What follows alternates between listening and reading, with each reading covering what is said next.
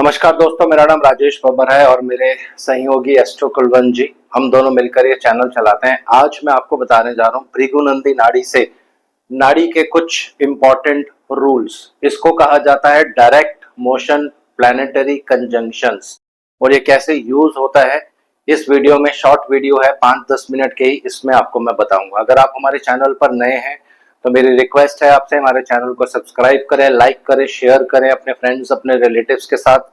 मैं जो आपको यहाँ पे वीडियोस में बता रहा हूँ ये प्रैक्टिकल एक्सपीरियंस है, मैंने अपने गुरुजी से सीखा है। और जो भी टेक्निक्स मैं आपके साथ शेयर करता हूँ 60 to 70% बिल्कुल एक्यूरेट होती हैं, टेस्टेड टेक्निक्स हैं, उसके बाद ही आप लोगों के साथ यूट्यूब पे शेयर की जाती हैं। तो आज इस वीडियो में मैं आपको, जैसे मैंने आपको पहले बता दिया, भृगुनंदी नाड़ी से कुछ नाड़ी रूल्स बताने जा रहा हूँ। तो वीडियो आरंभ करने से पहले भगवान गणेश जी और भगवान शनिदेव से आराधना करूंगा सबके घर में सुख और शांति बनाए रखे। तो आइए वीडियो शुरू करते हैं। और बेसिकली मैं आपको ये बता देता हूँ कि ये जो वीडियो है किसी भी तरह से इसमें वैदिक का कोई भी रूल या टेक्निक नहीं है, ये टोटली भृगुनंदी नाड़ी यानी नाड़ी रूल्स के ऊपर है।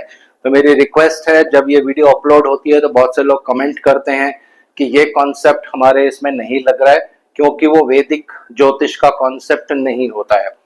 तो आइए बात करते हैं डायरेक्ट मोशन प्लैनेटरी कंजंक्शंस क्या होती हैं, कैसे आप इसको नाड़ी के अकॉर्डिंग कुंडली से रीड कर सकते हैं।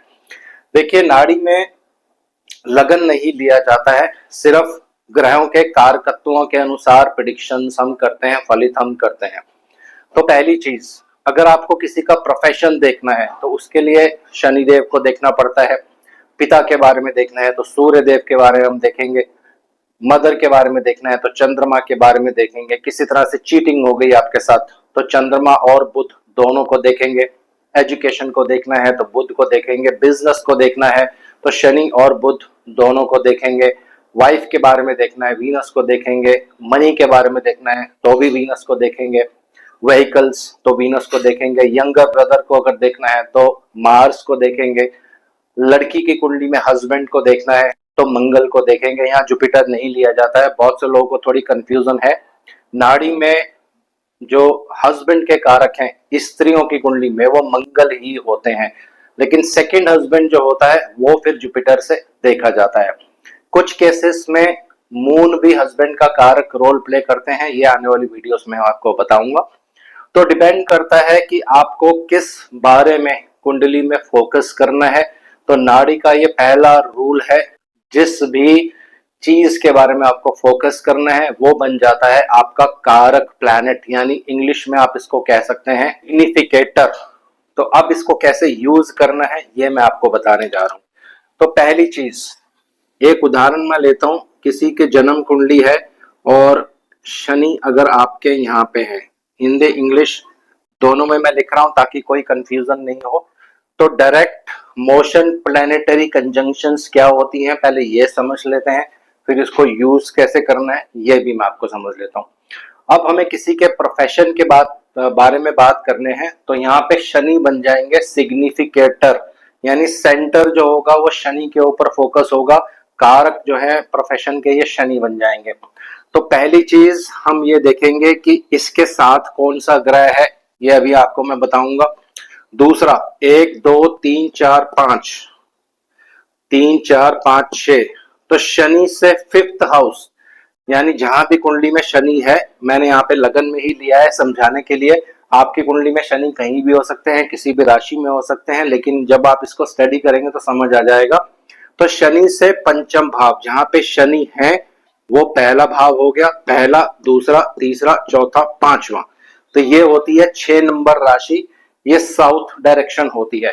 तीसरा, 7 और 1 8, जो शनिदेव के बिल्कुल सामने वाला साइन होगा ये भी बहुत इंपॉर्टेंट रोल प्ले करेगा जब प्रोफेशन की बात करेंगे। तीसरा, आपको इस पे फोकस करना है। चौथा, जो इससे 9th हाउस होगा, तो 1 2 3 4 5 6 7 8 9, तो यहाँ पे आ जाएगा 10 नंबर राशि। 2 से शुरू करेंगे, 2 3 4 5 7 9 11 12 और 1। अब मैंने पूरी कुंडली यहाँ पे बना दी है ताकि कंफ्यूजन नहीं हो।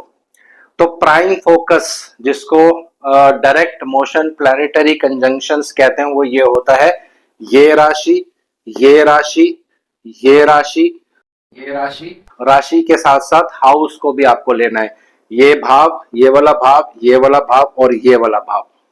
अब ये हो गया डायरेक्ट मोशन प्लैनेटरी कंजंक्शन। अब इसको देखना कैसे है ये मैं आपको थोड़ा सा एक्सप्लेन करता हूं। तो पहले हम इस पे फोकस करेंगे, तो इसका मतलब है पहले हम इस पे फोकस करेंगे। तो उदाहरण के लिए यहाँ पे रब कर देता हूं मैं थोड़ा सा। अगर शनि के साथ यहाँ शुक्र बैठे हैं, सिर्फ मैं उदाहरण ले रहा हूं, तो शनि जिस राशि में होंगे उसके साथ जो ग्रह बैठे होंगे, क्योंकि हम यहाँ प्रोफेशन की बात कर रहे हैं, ये आपके माइंड में हमेशा होना चाहिए, क्योंकि शनि जो है यहाँ पे सेंटर है, यानी जिस चीज के बारे में हम बात कर रहे हैं शनि उस चीज के कारक है, प्रोफेशन के कारक, सिग्निफिकेटर। तो जो भी ग्रह शनि के साथ होंगे अपनी क्वालिटीज वो शनि को जरूर देंगे, यानी शनि देव को जरूर देंगे। तो प्रोफेशन में फिर उस प्लैनेट का बहुत ज्यादा रोल आने वाला है।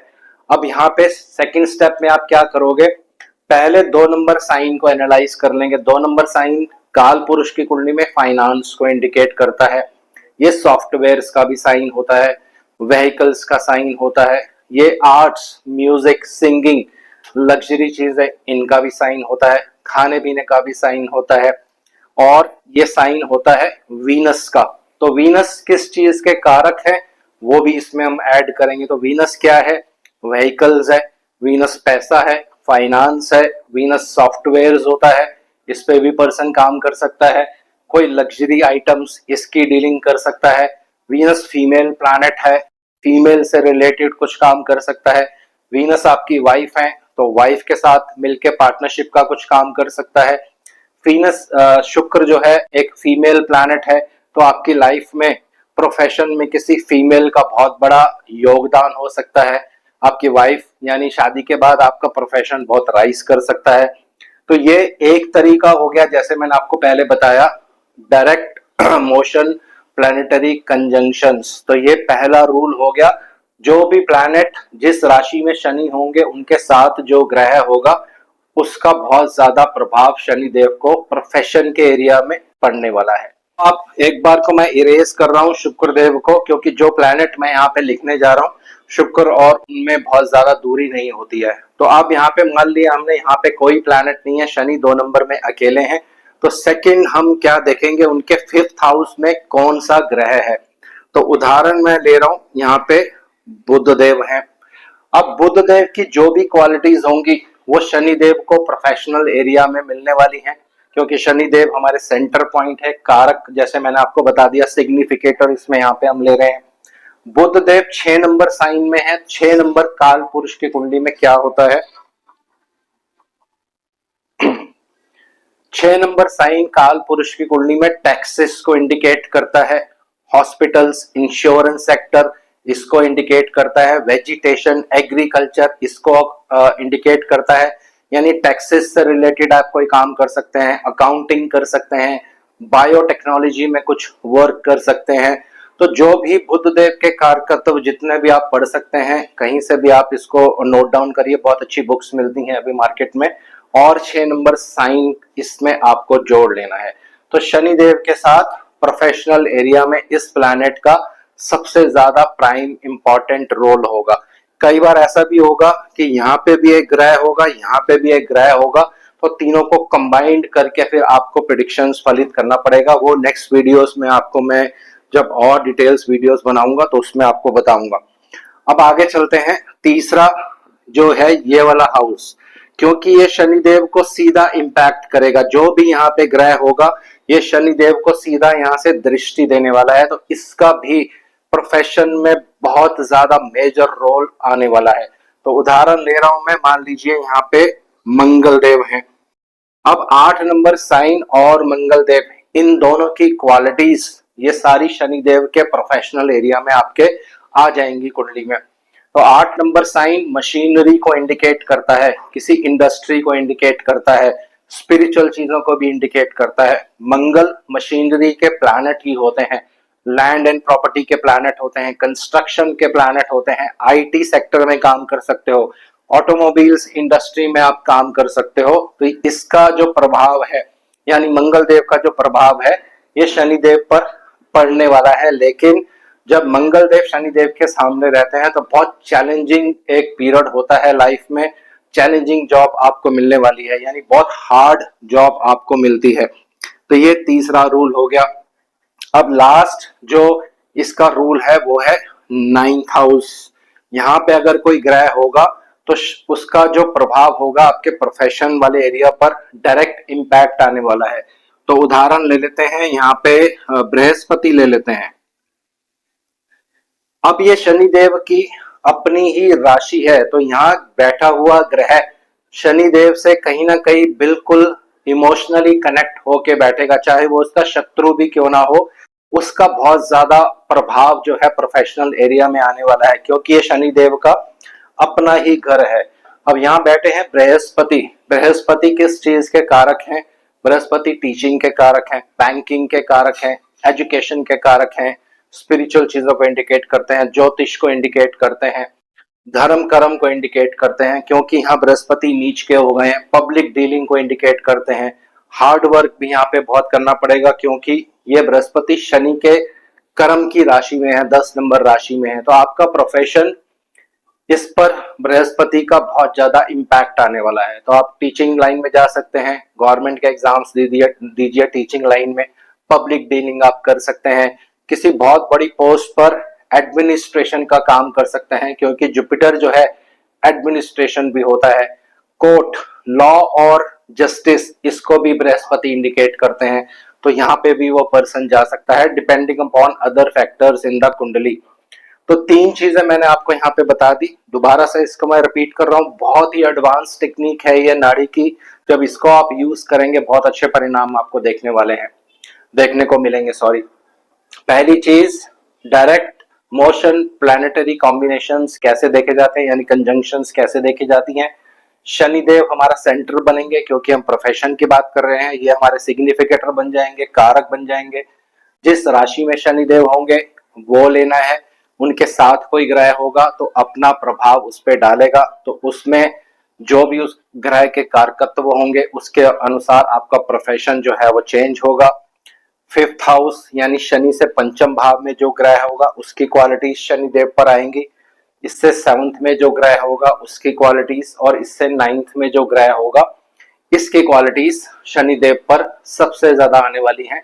तो यहीं से आप पर्सन का प्रोफेशन जो है देख सकते हैं नाड़ी टेक्निक्स के अनुसार। इसमें वैदिक का किसी भी तरह से कोई रोल नहीं है। कोई इसमें 10th हाउस हम नहीं लेते हैं या 7th हाउस इसमें नहीं लेते हैं। ये टोटली एक डिफरेंट टेक्निक है।